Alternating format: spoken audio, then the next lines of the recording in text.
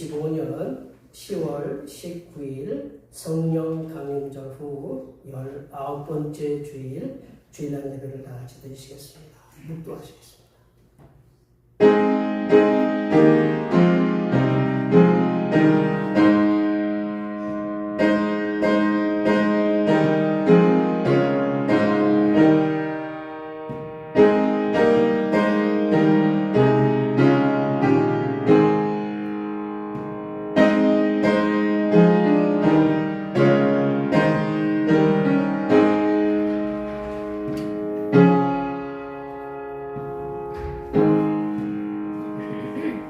할렐루야. 여호와의 종들아 찬양하라. 여호와의 이름을 찬양하라. 이제부터 영원까지 여호와의 이름을 찬송할지로다. 해 돋는 데에서부터 해 지는 데까지 여호와의 이름이 찬양을 받으시리로다. 아멘. 찬양과 영광을 받으시기에 합당하신 거룩하신 하나님 아버지, 우주 만물을 창조하시고 그 위에 홀로 높이 계셔서 온 삼라만상을 다스리시는 성삼위일체 하나님께 예배할 수 있게 인도주심을 진심으로 감사드립니다. 비천한 저희가 낮은 데서 성삼위일체 하나님의 영광을 바라며 예배드립니다. 이 예배를 통하여 성삼위일체 하나님만이 영광을 받으시고 하늘 문을 여시사 갈급한 심령들이 하늘의 평강과 기쁨을 회복하는 귀한 시간이 되게 하여 주시옵소서. 거룩하신 예수님의 이름으로 기원하옵나이다. 아멘. 이 시간 다같이 일어나셔서 지난 한 주간 동안 우리들이 알게 모르게 지었던 우리 모든 죄를 반주에 맞춰서 침묵으로 고백하는 고백의 기도를 드리시겠습니다. 기도하시겠습니다.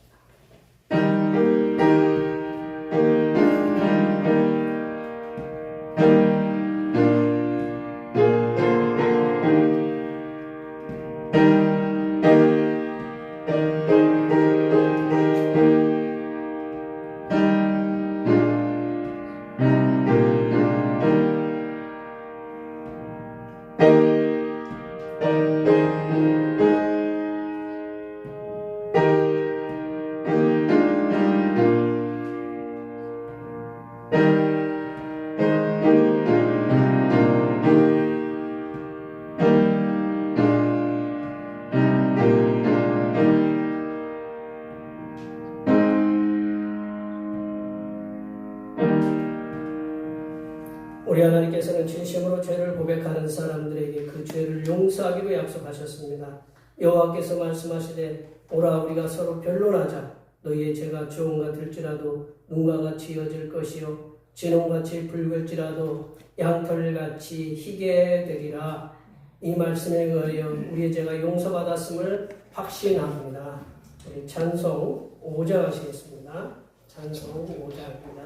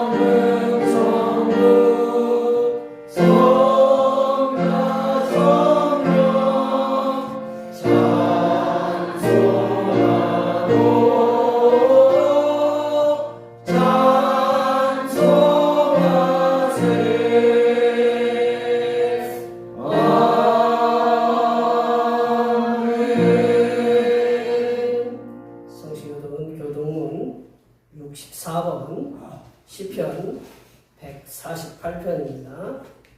성시교동문 64번 시편 148편입니다. 할렐루야. 하늘에서 여호와를 찬양하며 높은 데서 그를 찬양할지어다. 그의 모든 천사여 찬양하며 모든 군대여 그를 찬양할지어다. 해와 달아 그를 찬양하며 밝은 별들아 다 그를 찬양할지어다. 하늘의 하늘도 그를 찬양하며 하늘에 있는 물들도 그를 찬양할지어다. 그것들이 여호와의 이름을 찬양함은 그가 명령하심으로 지음을 받았음이로다. 그가 또 그것들을 영원히 세우시고 패하지 못할 영광을 정하셨도다. 여호와의 이름을 찬양할지어다. 그의 이름이 홀로 높으시며 그의 영광이 땅과 하늘을 위해 뛰어나심이로다. 그가 그의 백성의 불을 높이셨으니 그의 모든 성도 곧 그를 가까이 하는 백성 이스라엘 자손의 찬양하는 이시로다. 할렐루야. 아멘. 사도신경으로 우리 시간 하나님 앞에 고백하시겠습니다. 나는 전능하신 아버지 하나님 천지의 창조주를 믿습니다. 나는 그의 유일하신 아들 우리 주 예수 그리스도를 믿습니다.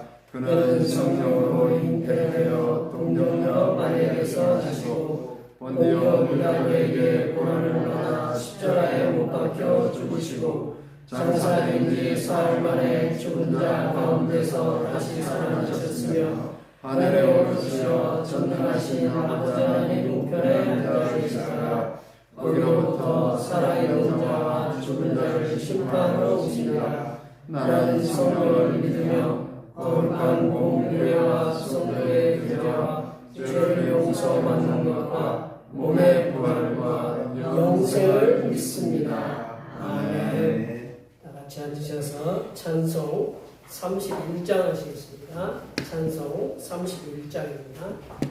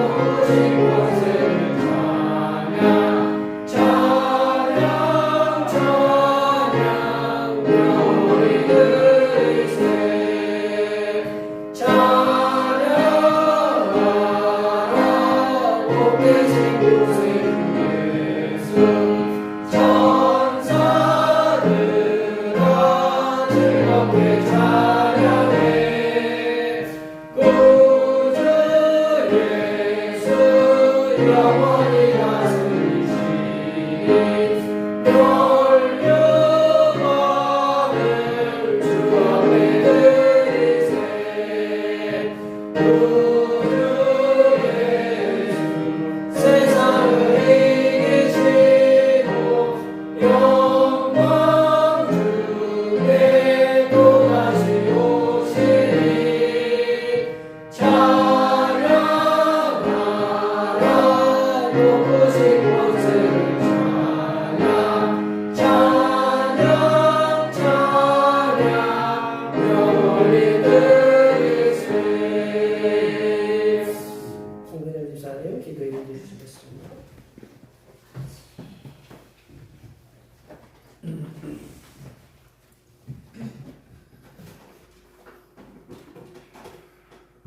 세상을 창조하시고 주관하시며 감찰하신 거룩하신 하나님 아버지, 세상에 오직 한 분이신 통치자 되시고 만왕의 왕이시오 만주의 주심을 찬양드리옵나이다.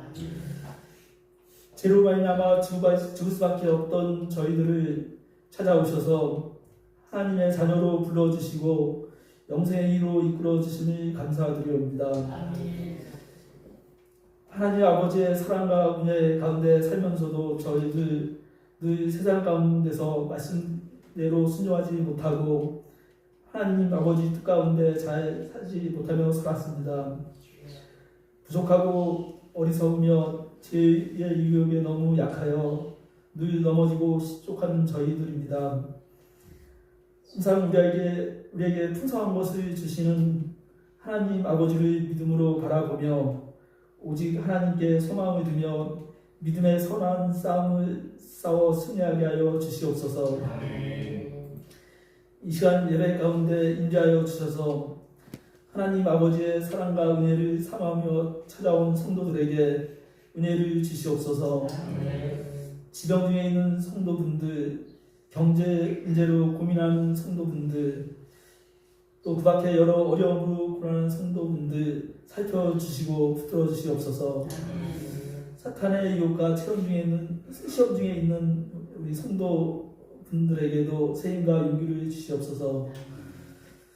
대평교회를 이곳에 세워주셨는데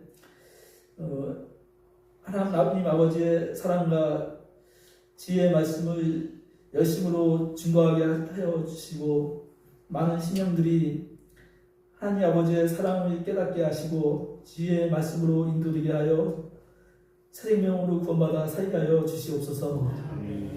특별히 목사님 교회를 위하여 귀하게 들어 쓰시는 가운데 힘있는 말씀의 역사가 나타나게 하여 주시옵소서. 항상 영육으로 강건하게 하시고 오늘 말씀 가운데에서도 넘치는 은혜와 축복으로 우리의 심령을 충만케 하여 주시옵소서. 전하시는 말씀이 우리의 마음을 움직이고 새로운 힘을 얻을 수 있게 하여 주시옵소서. 예수님의 이름으로 기도합니다. 아멘.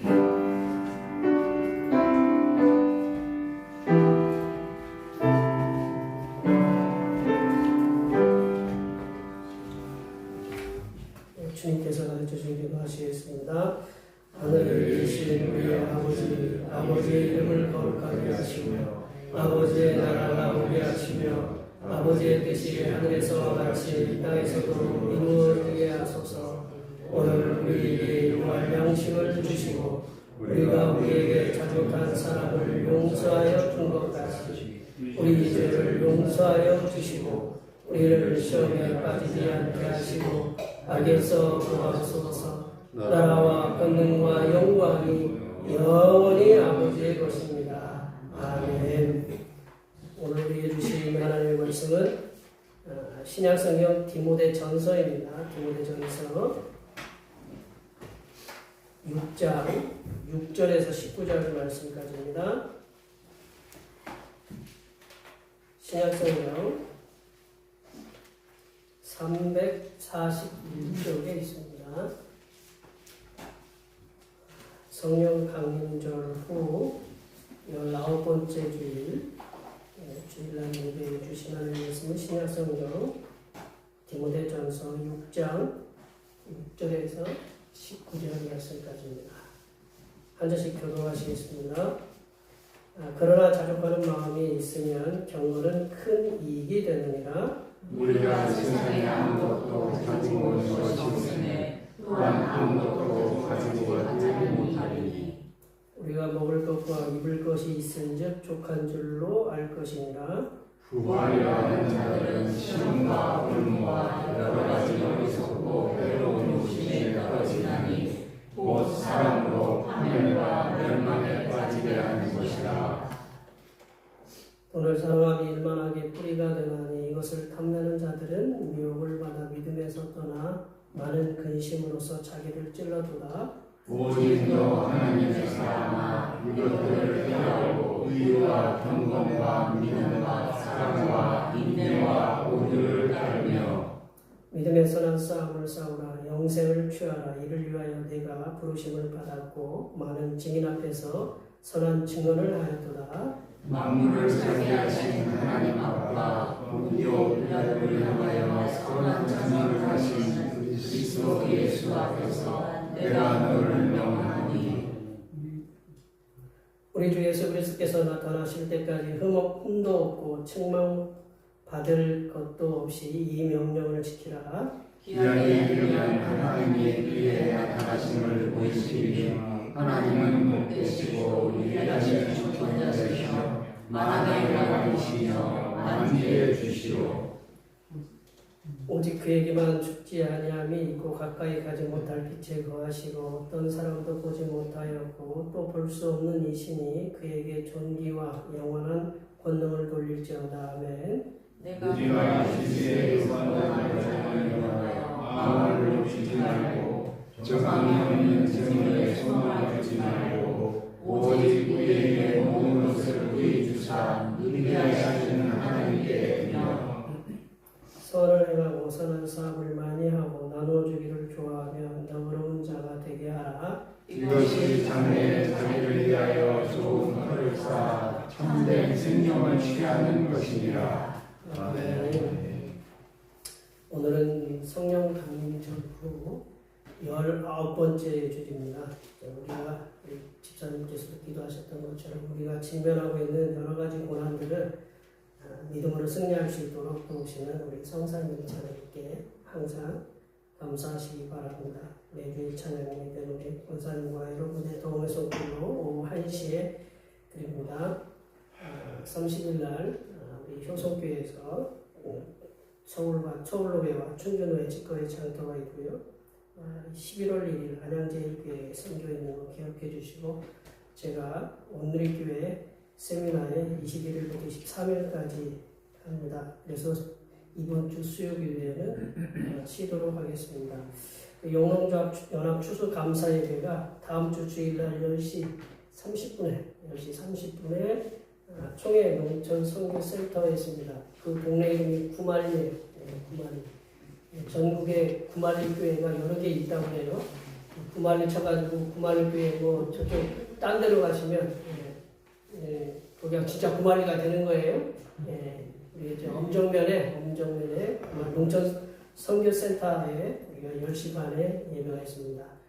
우리가 10시 반에 모여서 예배드리고 11시 반에 간증 집회가 있고 그리고 이제 경품 추첨 있습니다. 이게 기억해 주시면 감사하겠고 직접 가실 수 있는 분들은 직접 가셔도 되고요. 교회에서 모여서 함께 가실 분들은 교회에서 오시면 되겠습니다. 중보기도 말씀과 기도의 능력이 충만함을 통해서 영혼의 삶을 살게 해달라고 기도해 주시고 찬양 예배 시간에 레이기 말씀을 함께 나누고 있습니다. 낮 예배 후에 점심 공동 식사가 준비되어 있습니다. 날마다 이렇게 수고해 주신 모든 분들께 이렇게 감사드립니다. 날씨가 이번 주는 갑자기 많이 추워진다고 해요. 목요일인가 금요일이 상강이에요. 상강. 서리가 내린다는 거예요. 서리가 내리는 한로가 지났고 이제 상강이 이렇게 근데 이슬이 내린다는 거니까 서리가 내린다는 거니까 이제 5도까지 내려간다고 그래요. 화요일과 수요일인가 건강에 유의하시고 이번 이게 갑자기 이렇게 추워지는데 우리 성도님들 건강을 잃지 않도록 우리 옆에 뒤에 계신 분들 뭐 직장에서도 있고 사업도 있고 삶의 여러 가지 터전 속에서 그리고 건강의 상황과 여러 가지 상황들이 있을 텐데 하나님께서 그 모든 것 속에서 승리하면서 살아갈 수 있도록 앞에 옆에 뒤에 계신 분들한테 많이 축복해 주시기 바랍니다. 축복합니다.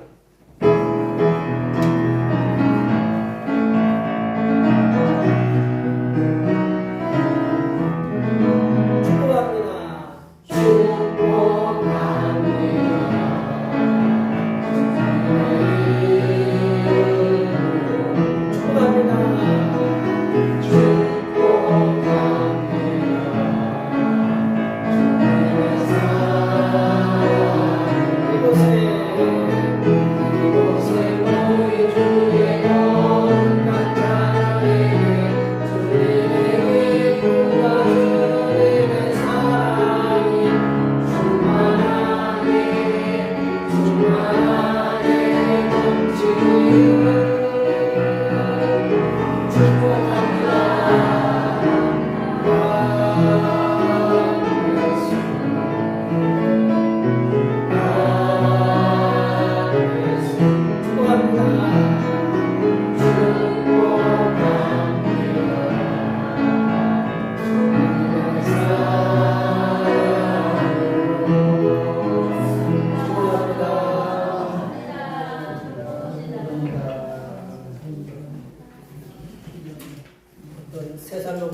딸아이가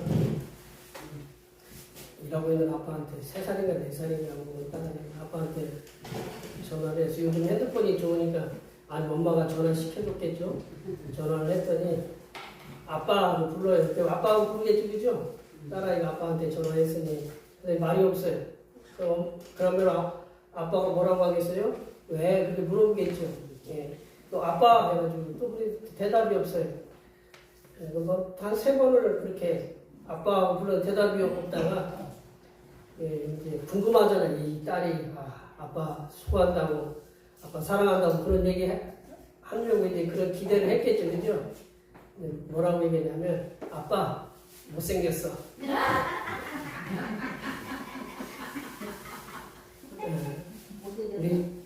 우리 여기 계신 딸들 갖고 계신 분, 딸 갖고 계시다네요. 아버지에 딸이 있으신 분들은 죄송합니다.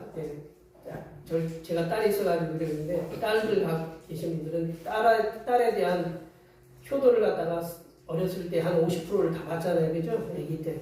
그 나머지 50%는 이제 커가면서 이렇게 다 받는데 이 아빠는 참 그랬겠어요, 그죠? 예. 우리 말 중에 이제 화이팅이라는 말이 있어요. 화이팅이라는 말이 저기 보면 영어로는 저거 어떻게 읽는지 혹시 아세요? 화이팅이라고 하니까 뭐라고 읽어요? 파이팅이라고 읽어요. 우리나라는 이제 파이팅이라고 이렇게 읽는데 이 화이팅이라는 것은 이제 우리가 보통 언제 화이팅을 쓰느냐? 상대방을 응원하거나, 그죠? 응원하거나 격려할 때 힘내라고 이렇게 쓰는 게 이제 화이팅이에요. 예를 들어서 우리가 이제 시험을 준비하거나 무슨 이제 경기에서 화이팅 하면 그런 경우가 많아요. 그래서 근데 이제 파이팅이라는 것은 영어에 이제 그 파이트라는 것에 왔어요. 파이트 영어에 파이트라는 것에 왔는데 이게 싸우다, 전투하다, 이게 격투하다라는 의미의 그 파이트 동사에서 왔는데 그게 저 뒤에 ing가 붙으면 죄송합니다. 현재 분사가 돼가지고 뭐 힘내. 우리가 이제 그 힘내라는 그런 말도 있지만 이제 격렬한 전투를 얘기하는 그런 얘기가 이렇게 되거든요. 그래서 이제 파이팅이라는 구호는 그 구호 속에는 상대방에게 힘을 주는 동시에 내 자신에게도 우리 그랬잖아요. 우리 요즘은 나 자신에게도 이렇게 파이팅 하잖아요. 그래서 상대방도 마찬가지고 나 자신도 격렬하게 잘 싸워서 그 승리를 쟁취하라라는 의도가 이렇게 숨겨져 있습니다. 근데 이제 하지만 이렇게 대부분의 사람들은 싸움을 안 좋아해요. 싸움 좋아하시는 분 계세요? 싸움이라는 단어는 별로 좋아하지 않아요. 싸움을 좋아하는 사람은 극히 몇몇 분들이 계셔요.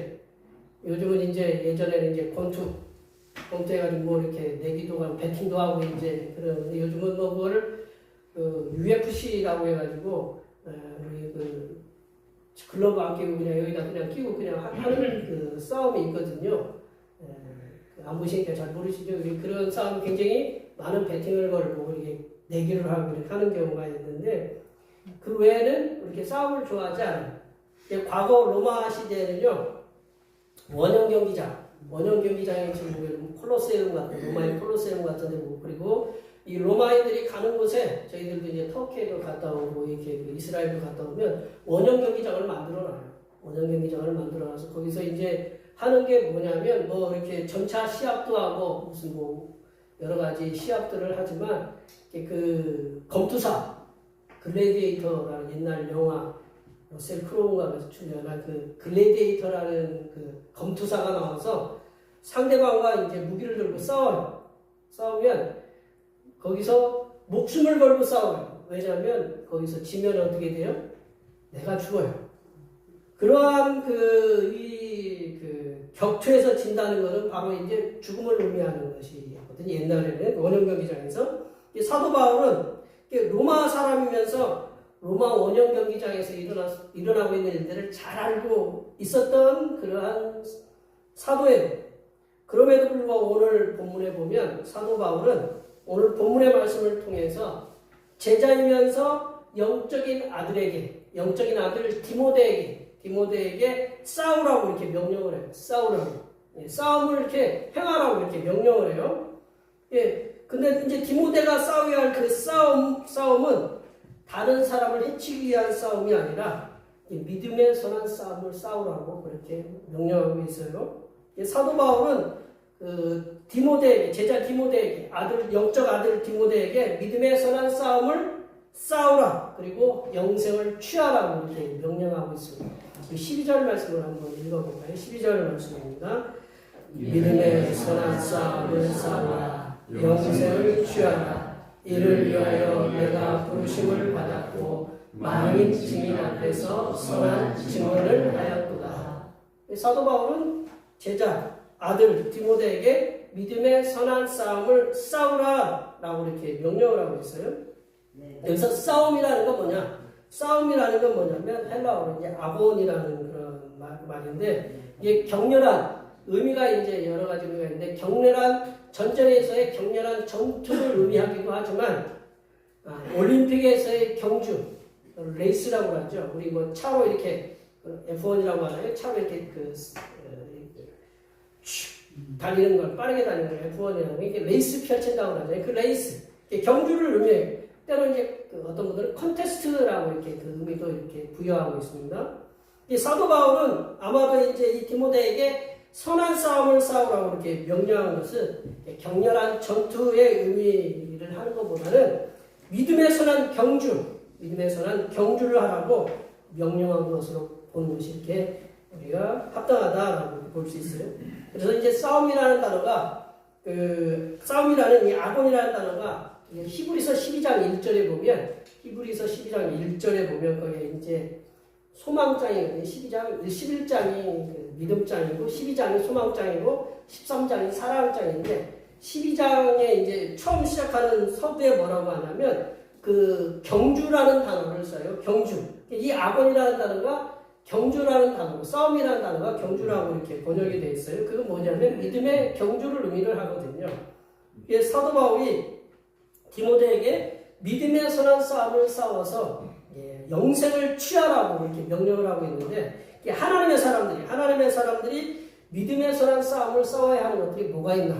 믿음의 선한 싸움을 싸워야 할 것들이 뭐가 있는지를, 어떠한 것들이 있는지를 오늘 사도 바울이 디모데에게 전하는 말씀을 통해서 함께 나눠보도록 하겠습니다.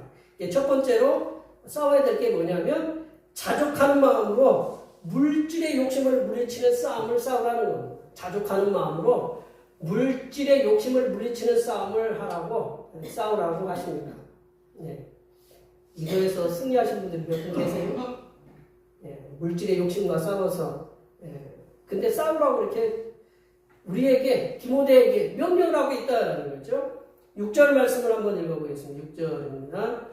그러나 자족하는 마음이 있으면 경고는 큰 이익이 되느니라. 사도 바울은 영적인 아들 디모데에게 자족하는 마음이 있으면 경고는 큰 이익이 된다라고 이렇게 말씀하고 있어요. 자족하는 마음은 만족하는 마음, 영어로는 컨텐트먼트라고 해요. 만족하는 마음이거든요. 그리고 자족하는 마음은 기본적인 의식주로, 학자들이 얘기하는 기본적인 의식주로 만족하는 삶이 이게 만족하는 마음, 자족하는 마음이다라는 거죠. 지금 자신이 우리가 이제 먹고 마시고 입고 거주하는 것에 만족하는 삶을 이게 자족하는 마음, 만족하는 마음이다라는 거죠. 이제 사도 바울은 이제 7절과 8절에 말씀하는 것처럼 7절 8절 한번 보여줘 보세요. 7절 8절 말씀을 보면 우리가 세상에 아무것도 가진 것이 없음에 또한 아무것도 가지고 가지 못한다. 이걸 뭐라고 얘기하죠? 6글자로 공수어라고 얘기해요. 한자로 공술의 공수어. 아무것도 가진 것이 없으니까 아무것도 가지고 가지 못한다. 우리도 저도 애 셋 나오면서 엄마 뱃속에서 뭐를 갖고 나오나 열심히 쳐다봤는데 아무것도 안 갖고 나오더라고요. 저도 그렇게 했겠죠, 그죠? 아무것도 가지고 나온 거 없다라는 거죠. 그리고 8절 말씀에 보면 우리가 먹을 것과 입을 것이 있은즉 족한 줄로 얘기해요. 족한 줄로 알라. 입을 것과 먹을 것이 있으면 족하면 우리는 다 족해야 되죠, 그죠? 이 말씀처럼 기본적으로 먹고 마시고 입고 거주하는 것이 해결되었다면 하나님의 사람들이 그것에 만족하는 삶이 경건의 큰 이익이 된다고 이 사도 바울은 디모데에게 말씀하고 있다는 거죠. 이 경건이라는 말씀은 어디가 우리가 경건해야 된다라는 그런 말씀인데 이게 하나님을 닮다라는 그런 의미가 이렇게 내포되어 있는데 이 경건이라는 말씀은 살아있는 믿음으로 하나님 뜻에 신실하게 순종하는 삶을 얘기하는 거예요. 살아있는 믿음으로. 죽어있는 믿음이 아니고 살아있는 믿음으로 하나님께 신실하게 순종하면서 살아가는 그런 그 신앙의 삶. 그러니까 우리가 살아있는 믿음, 우리가 소금과 빛으로서 소금의 역할을 갖다가 제대로 하고 빛의 사명을 제대로 감당하는 게 그게 뭐냐? 경건이다. 그러니까 빛의 역할을 못하고 소금의 역할을 못하면 그거는 경건의 삶이 아니다. 쉽게 얘기하면 가장 경건이라는 단어를 쉽게 생각할 수 있는 것은 소금의 역할을 하는 것, 빛의 사명을 감당하는 것, 그게 바로 경건의 삶을 사는 거다라는 거죠. 하나님을 닮아가기 위해서 예수님을 닮아가는 것이 경건이다. 하지만 사도 바울은 부자가 되기 위해서 혈안이 되어 있는 사람들에게 부자가 되기 위해서 혈안이 되어 있는 사람들에게 경고의 메시지를 이렇게 주거든요. 부하기 위해서는 뭐가 위험이 도사리고 있냐면 시험과 올무와 여러 가지 어리석고 해로운 욕심이 있어야 된다라고 경고하고 있고 그리고 그렇게 부하기 위해서는 자신의 영혼을 팔게 되고 그러면 결국 파멸과 멸망에 빠지게 된다고 사도 바울은 경고하고 있다는 거죠. 사도 바울은 우리 이제 기독교인들의 모든 대부분이 이제 물질관인데요. 돈을 버는 것에 대해서 악한 것이라고 말씀하지 않는다라는 거예요. 예수님도 말씀하시고 돈에 대해서는 악하다고 그렇게 말씀하지 않아요. 문제가 되는 것은 돈을 사랑해서 악의적으로 사람들을 쳐내고 사람들에게 고통을 주면서 돈을 버는 것이 문제가 된다라는 거죠. 요즘 어떤 일이 있어요? 캄보디아에 우리나라가 돈을 갖다가 몇천억씩 이렇게 주는데 캄보디아는 뭐라고 이렇게 그 사람들이 짓거렸어요? 잘 교육해서 보내지. 여기가 무슨 당신 범죄 속으로 이렇게 그런 사람들을 보내느냐. 그런 사람 우리가 보이시피싱에 무슨 이름도 37살인가 8살 먹은 사람이 젊은 친구가 사자 회장인가 그랬는데 사기 수입으로 캄보디아가 벌어들이는 돈이 15조래요. 그 사람들의 GDP, 국민의 총 생산량의 반이 그렇게 된대. 그러면 어떻게 되겠어요? 눈 감아주겠죠, 뭐. 경찰하고 누가 그러더라고. 거기 선교사님이 그러더라고. 선교사님이 인터뷰하는 거를 이렇게 보여줬는데, 경찰하고 캄보디아, 거기서 사기를 보이스피싱을 하는 그 친구들은 악어와 악어새라는 악어와 악어새. 무슨 뜻인지 아세요? 악어가 고기를 먹으면 이 사이에 뭐가 껴요? 고기 끼면 악어새가 와가지고 그거를 이렇게 빼주는 거예요.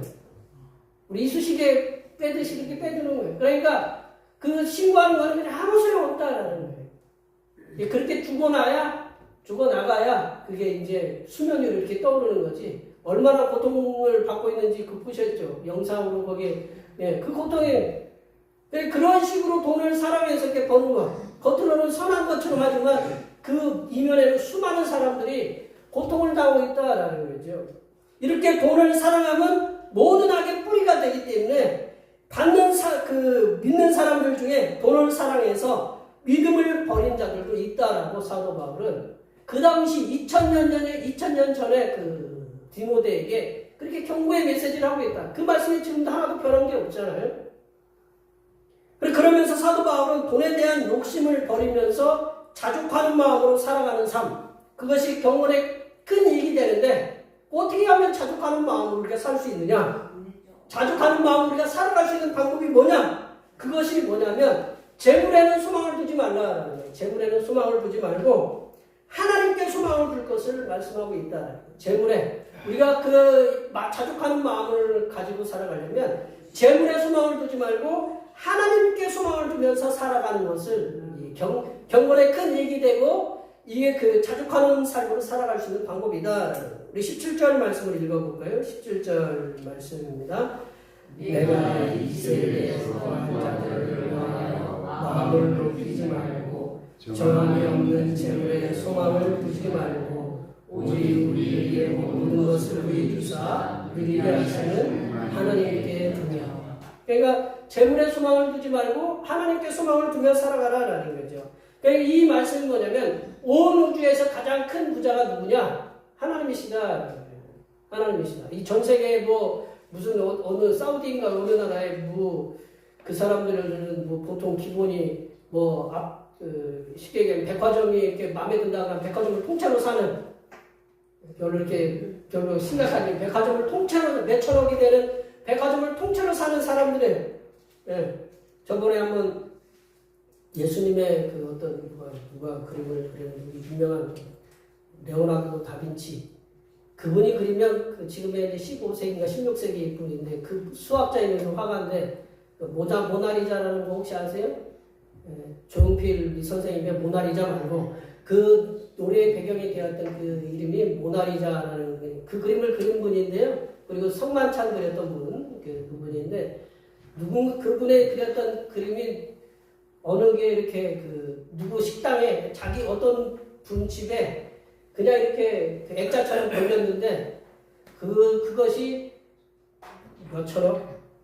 예수님이 초소화 그렇게 비싸게 파는 게 되게 기분이 몇천억이 그게 팔렸다는 그림 쪼가리 그림 누가 그렸냐면 레오나르도 다빈치가 이게 그렸다는 그걸 누가 사갔느냐? 사우디에 그냥 많이 살았대 그 왕자가 그 정도로 이게 제가 뭐를 얘기하면 우리가 그 물질의 소망을 두면 자꾸 물질로 뭔가를 해결하려고 해요. 예수님의 그 초상화가 그렇게 비싸게 팔린 거는 감사한 일이지만 모든 걸 물질로 해결하는 것은 하나님 앞에 합당하지 않다라는 거죠. 가장 큰 부자가 누구시냐? 하나님이시다라는 거죠. 사도 바울은 전능하신 하나님께서는 우리들에게 모든 걸 주셔서 풍성하게 누리게 하시는 분이 바로 성삼위일체 하나님이다. 우리를 창조하신 그 성삼위일체 하나님이다라고 말씀하고 계십니다. 이 땅에 존재하는 어떤 은행보다 더 큰 부자가 성삼위일체 하나님이시기에 재물에 대한 욕심을 버리고 우리 삶에 필요한 모든 것을 채워주시는 전능하신 성삼위일체 하나님께 소망을 두라고 우리 이 사도 바울이 디모데에게 우리들에게 말씀하고 계신다라는 거죠. 이게 하나님의 사람된 우리들은 이 땅에 두 발을 딛고 천성을 향해서 한 걸음씩 내딛으며 하루하루 우리에게 살아가고 있어요. 그러기 위해서 우리에게 주어진 삶의 터전 위에서 열심히 성실하게 지금 일해야 되는 것이 우리들의 사명이다라는 거죠. 하나님께서 우리들이 살아갈 수 있도록 주신 터전에서 우리들이 얻은 소득에 대해서 감사하면서 살아가는 것. 우리가 주어진 삶들이 있잖아요. 우리가 주어진 삶 속에서 있는 것들에 먹고 마시고 그리고 우리가 생활할 수 있도록 주어진 모든 것에 대해서 우리는 감사하면서 살아가는 것이 하나님을 닮아가는 경건의 큰 유익이 된다는 거예요. 우리가 열심히 성실하게 얻은 소득에 감사하면서 그리고 부족한 부분들에 대해서는 어떻게 하느냐? 우리가 부족하다. 그럴 때는 예수님이 뭐라고 그랬어요? 우리에게 일용할 양식을 주옵시고 주기도문에서 그렇게 말씀하고 있어요. 구하라 주실 것이요 찾아라 찾아낼 것이요 문을 두드려 그러면 너에게 열릴 것이다. 믿고 구한 것은 받은 줄로 믿으라고. 믿음으로 기도 외에는 이런 일가 나올 수 없다고 그렇게 말씀하셨잖아요. 우리가 믿고 구하는 거다라는 거죠. 그 하나님께 우리에게 필요를 구하면 하나님께서는 우리의 기도를 들으신다라는 거죠. 그럴 때 우리들의 신앙, 이 땅에 재물을 두지 말고, 재물에 대한 소망을 두지 말고 하나님께 소망을 두면서 우리의 필요한 것들을 하나님께 기도하면 우리의 신앙은 더욱 성숙하게 되고 성삼위일체 하나님께서는 우리들을 가장 선한 길로 인도하심을 믿으시기 바랍니다. 두 번째로는 하나님의 사람들은 믿음의 덕을 세우며 살아가라고 이렇게 말씀하고 있어요. 하나님의 사람들은 믿음의 덕을 세우며 살아가라. 믿음의 덕에 반대되는 하나님을 반대하는 하나님을 저버리는 악한 그런 세력들과는 싸우라는 말씀하고 이렇게 동일한 거거든요. 11절 말씀을 읽어보겠습니다. 11절 말씀입니다. 오직 너 하나님의 사람아 이것들을 피하고 의와 경건과 믿음과 사랑과 인내와 온유를 따르며 이것들을 피하라고 했잖아요. 하나님의 사도 바울은 하나님의 사람들이 그 믿음의 선한 싸움을 싸우며 살아가는 길은 돈을 사랑함이 일만하게 뿌리라는 것을 그거를 인식하고 물질에 대한 욕심을 피하라라는 거죠. 피하고 물질의 욕심하고 싸우는 게 아니고 물질의 욕심을 피해야 돼요. 물질의 욕심은 싸우는 게 아니라 싸우는 대상이 아니라 피해야 돼. 피해야 되고 그리고 버리고 믿음에 덕인 의와 경건과 믿음과 사랑과 인내와 온유를 따르라고 이렇게 명령하고 있어요. 믿음의 덕에 대한 그 덕목들이 여러 가지가 나와 있어요. 의는 뭐냐? 하나님의 뜻대로 의라는 것은 우리가 한자로 오를 의자거든요. 양 밑에 그 나가 있는 것이 이제 의인데 의가 있잖아요. 거기 보이죠? 의라는 것이 있는데 의는 하나님 뜻대로 신실하게 순종하는 것을 말씀하고 있어요. 하나님의 뜻대로. 이게 우리 의라는 거는 뭐냐면 법에 있어서 보면 공의가 있고 정의가 있잖아요. 의라는 것은 하나님의 정해놓은 기준과 내가 살아가는 그 삶이 이렇게 평양해 이룰 때 그게 의가 되는 거예요. 그냥 모르셔도 돼요. 이게 의라는 것이 그래야 근데 우리 사람이 하나님이 정해놓은 기준에 딱 못 미쳐요. 못 미치니까 누가 그걸 이렇게 올려주셨어요? 예수 그리스도가 십자가를 통해서 이렇게 올려주셨어요. 그래서 우리를 동일하게 만들어주셨어요.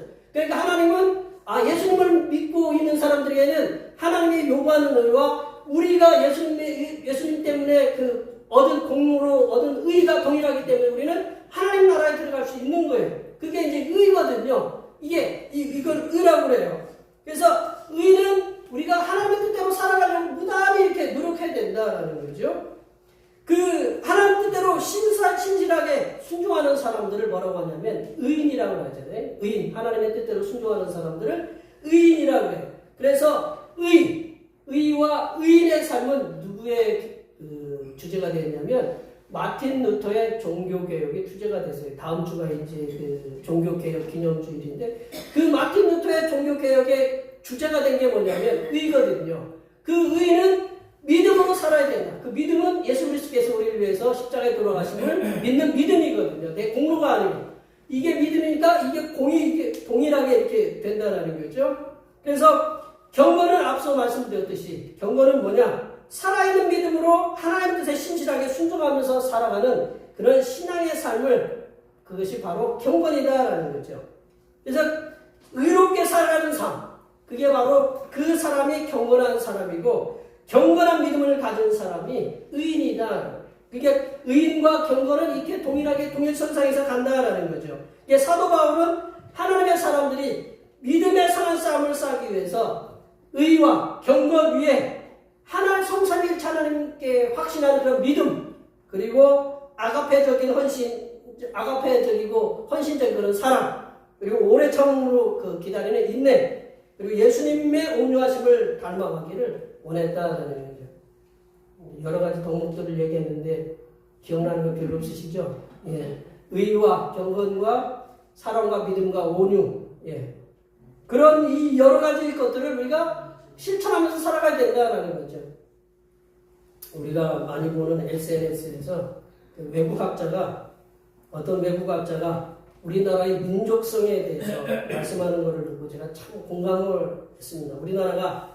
우리나라 외세 침입, 우리나라가 역사가 얼마나 되죠? 우리나라가 얼마만큼 역사가 있다고 하죠? 반만년이라고 하죠? 단군해가지고 그래서 4천 몇백 년 그렇게 되잖아요. 그죠? 우리나라 역사보다 오래된 나라는 별로 없어요. 많은 나라가 없어요. 우리나라는 굉장히 역사가 오래됐어요. 그래서 우리나라는 드라마를 찍어도 드라마가 소재가 마르지 않아요. 왜냐하면 고려시대 주몽부터 찍어가지고 지금까지 포크레 셰프를 갖다가 보셨어요? 포크레 셰프 같은 거. 그런 걸 보면 얼마나 많아요, 소재가. 미국 같은 경우는 소재가 별로 없잖아요. 어디 가면 맨날 총싸움 하다가 이제 SF로 넘어가고 그런 우리나라는 끊임없이 소재가 많아요. 근데 그렇게 수많은 세월 동안 4천 몇 년 동안 외세 침입을 900번이 넘게 받았어요. 별로 심각하게 생각하지 않으시면 900번이 넘게 받았으면 엄청난 많은 희생이 따른 거예요. 그 희생에도 불구하고 그리고 얼마 전에 국가적인 위기에도 불구하고 그럼에도 굴하지 않고 우리 대한민국이 우리나라가 이렇게 발전을 이룰 수 있었던 것을 뭐라고 표현하냐면 의라는 걸로 뭉쳤다라는 거죠. 의로 단민족적 단결하는 신이 있다라는 거예요. 의로 그렇게 민족적인 의리를 통해서 민족적으로 단결하는 힘 때문에 이 나라는 그런 수많은 외세 침입에도 지금의 그 모든 걸 고난을 이루고 지금까지 발전을 이루고 있다라는 거죠. 우리가 1592년에 우리 권사님이 선조 중에 한 분이 계신 조흥이에요?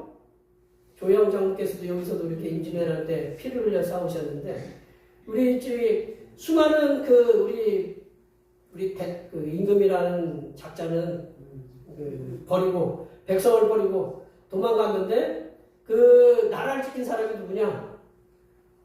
백성들. 그래서 백성들 그 백성들이 일어난 것을 뭐라고 하냐면 의병이라고 해요. 의병이라고 해요. 예. 그래서 그 목숨 걸고 나라가 지켰기 때문에 이 나라가 이렇게 임금이 이렇게 지킨 거 아니에요. 그리고 1900년 초, 1800년 말, 1900년 초에 일본의 합병에 이렇게 반대하면서 싸웠던 그걸 뭐라고 하냐? 그분들을 뭐라? 동학의병이라고 해요. 의병. 네, 그리고 우리나라의 안중근 의사라고 하고 윤봉길 의사라고 해요. 이게 의로운 일을 했다라는 거죠. 안중근 그분은 이제 의사가 아니고 군인이라고 해서 중장이라고 이렇게 바꿔서 불러야 된다라는 그런 얘기를 한번 찾아보시면 될 것 같고, 우리나라는 이런 의가 이렇게 기본적으로 우리 속에 깔려 있어요. 그렇기 때문에 우리는 의롭지 못한 것은 분연히 일어나요. 민족적으로 일어나서 그가 대항을 했어요. 수많은 희생을 통해서 지금의 우리나라가 그 피의 희생에 이렇게 세워져 있어요. 그런 의가 우리 속에 가득했기 때문에 그 의가 누구와 합쳐지면 되느냐? 하나님께서 요구하시는 의, 하나님을 따르는 그 의와 합쳐지면 우리나라는 세계적으로 이렇게 더 큰 민족이 될 수 있다. 믿음의 국가, 복음의 선진 국가가 될 수 있다라고 그렇게 믿습니다.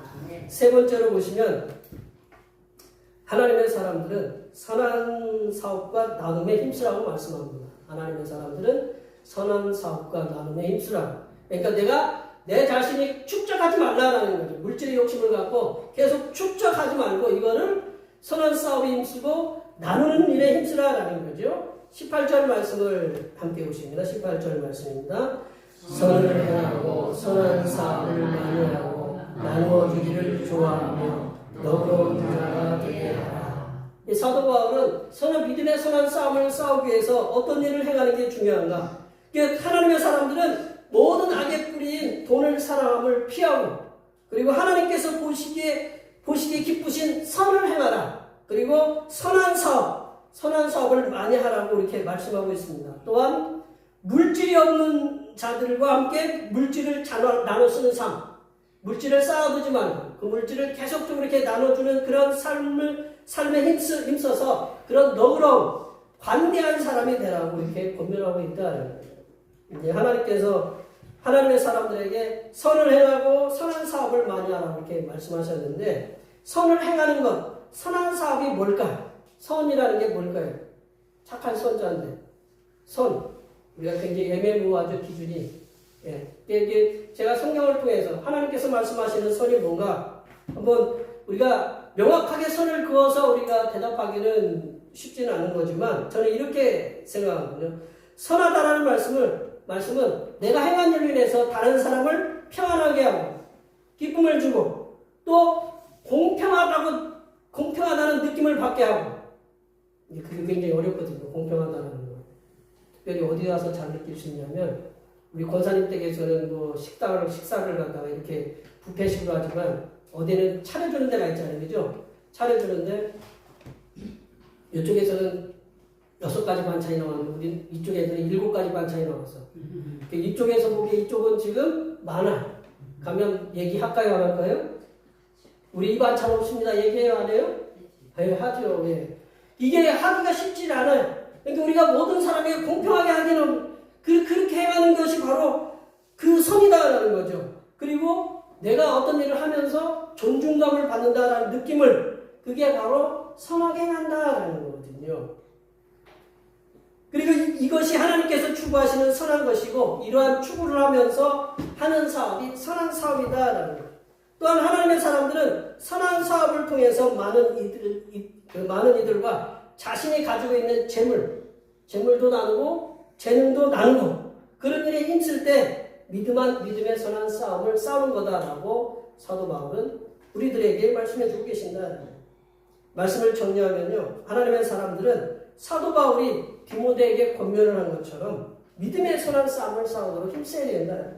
하나님의 사람들이 믿음의 선한 싸움을 싸우기 위해서는 먼저는 내 자신과 싸워야 돼. 자족하는 마음으로 물질에 대한 욕심을 내려놓는 그런 삶이 필요하다.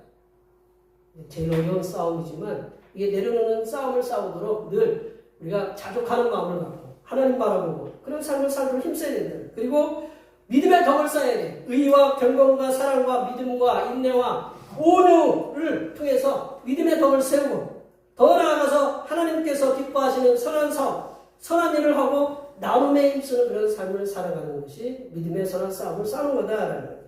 여기에 모여 예배하시는 모든 주님의 백성들께서는 우리들이 하나님 나라, 하나님 앞에 설 때까지 이 땅에서 믿음의 선한 싸움을 싸우셔야 됩니다. 매일매일 싸우셔야 돼요. 우리에게 주어진 물질에 만족하면서 살아가는 삶, 하나님을 알지 못하는 이들에게 믿음의 덕, 의와 경건과 사랑과 믿음과 인내와 온유를 이렇게 보여주는 그러한 일, 더 나아가서 하나님께서 기뻐하시는 그런 선한 사업을 통해서 많은 이들을 풍요롭게 하고 그 나눠주는 삶을 통해서 그들에게 기쁨을 주는 그러한 삶을 통해서 성삼일체 하나님께서 내려주시는 그러한 복을 물질의 복과 함께 그리고 우리의 삶의 평안과 은혜와 기쁨이 넘치는 복을 맛보시면서 살아가신 하나님의 복된 백성들이 되시기를 간절히 축원합니다. 기도하시겠습니다. 하나님 아버지, 죄인된 우리들을 구원하시고 하나님의 군사로 세워주심을 감사드립니다. 하나님의 군사된 우리들이 믿음의 선한 싸움을 싸워 승리할 수 있도록 성삼위일체 하나님께서 항상 함께 동행하여 주시고 주신 물질에 만족하면서 살아가게 하시고 하나님을 알지 못하는 이들에게 믿음의 덕을 통해 소금과 빛을 나타내며 살게 하여 주시옵소서. 그리고 하나님과 사람을 기쁘게 하는 선한 사업을 힘쓰게 하는 백성들이 되게 도와 주시옵소서. 거룩하신 예수님의 이름으로 기도하옵나이다. 아멘. 오늘 우리 주신 말씀 생각하시면서 찬송 350장 하시겠습니다. 찬송하시면서 준비하신 일을 하나님께 드리시겠습니다. Yeah.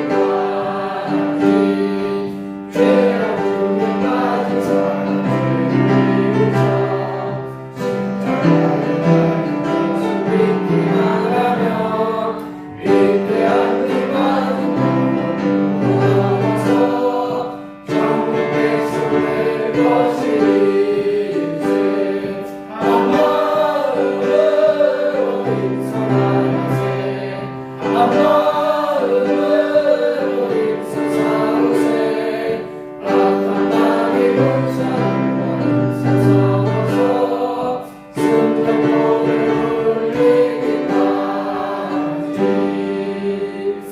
기도하시겠습니다. 올라환란 가운데 방황하는 저희들에게 영원한 안식처가 되시는 하나님 아버지, 곤비하고 상한 마음인 저희를 하늘 은혜로 가득 채워주시니 감사드립니다. 오늘도 거룩한 주님의 날에 저희를 세상에 버려두지 아니하시고 이렇게 예배당에 나와 먼저 몸과 마음을 드리게 하시고 정성을 다하여 예배를 드리게 하시니 감사합니다. 이 시간 주님 앞에 나올 때 빈손으로 나오지 아니하고 열과 성을 다하여 준비한 예물을 가지고 나왔사오니 바친 예물 위에 기쁘게 흠양하여 주시옵소서.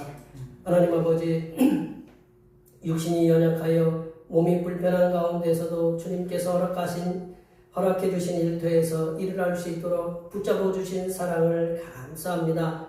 이렇게 하나님의 사랑으로 열심히 일을 하여 얻은 소득의 열의 하나를 주님 앞에 드립니다. 기쁘게 흠양하여 주시사 바친 손길들의 가정에 물질의 풍성함을 받아 하나님께 영광 돌려드리는 삶을 살아가게 하시고 또한 물질이 새는 곳이 없도록 막아주시며 주님 앞에 11조를 드릴 때마다 기쁨과 평강과 은혜가 넘쳐나도록 인도하여 주시옵소서. 하나님 아버지, 주님의 선하신 인도하심에 감사하여 감사의 예물을 드립니다.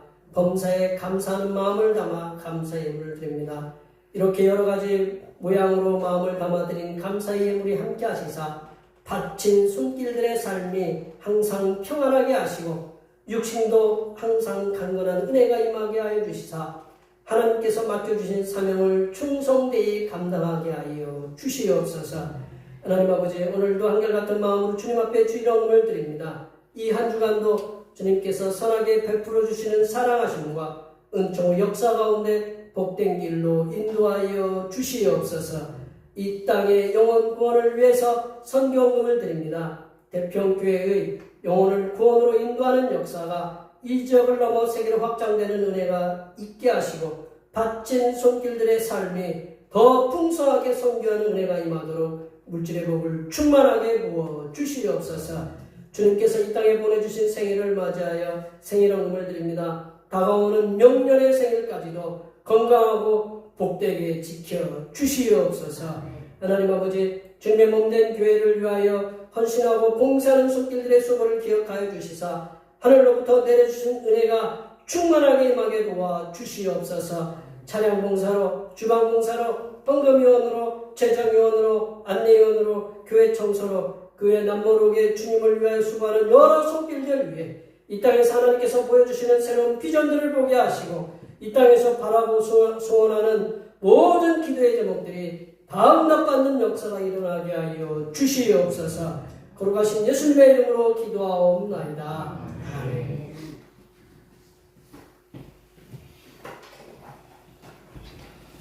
같이 일어나셔서 사명선언문 제출하시겠습니다. 대평교회 사명선언문. 대평교회 사명은 하나님께서 우리와 함께하시는 절대의 믿음과 우리 가족을 사랑으로 구원하여 주시고와 교회를 부흥시켜 주심을 비전삼아 지역과 나라와 세계에 소금과 빛의 사명을 감당하는 것입니다. 믿음으로 하나님을 기쁘시게. 부흥하는 교회 보호 제출하시겠습니다. 성령의 능력으로 부흥하는 교회 되자. 결단의 찬송 192장 하시겠습니다.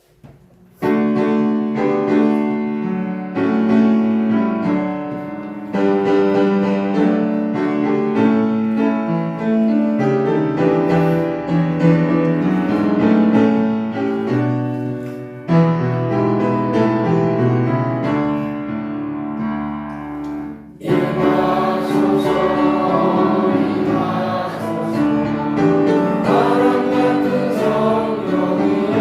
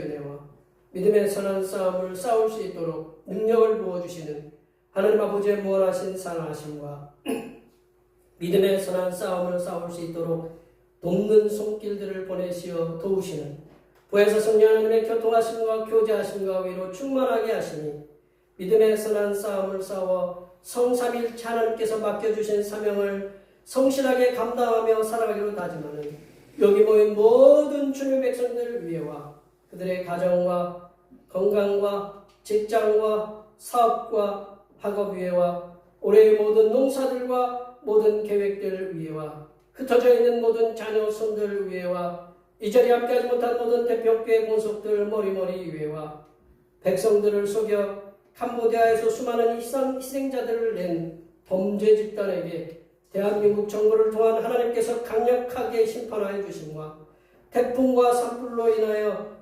천문학적인 피해를 입은 전 세계의 모든 백성들 위해 각국 정부를 통한 하나님의 위로하여 주심의 역사가 이제부터 영원토록 함께하옵시기를 간절히 축원하옵나이다. 아멘.